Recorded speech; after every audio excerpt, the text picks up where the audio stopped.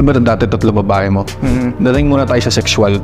Ano yung sabay-sabay talaga? Pagdating sa kwarto, Oo. okay, nagagawa namin yun.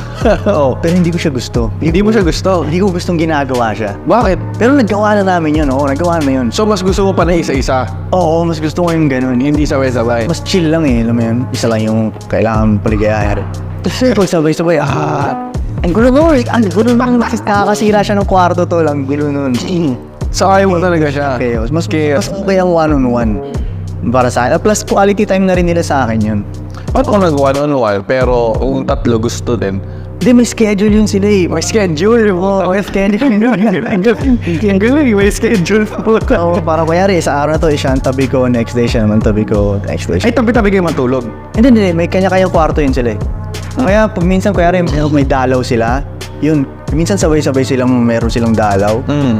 Walang makakatabi sa akin nun. Siyempre, 1 week kang mag-isa nun. Sarap nun. Di ba? Siya ang peaceful. Mas masaya ka ba doon? Mas peaceful eh.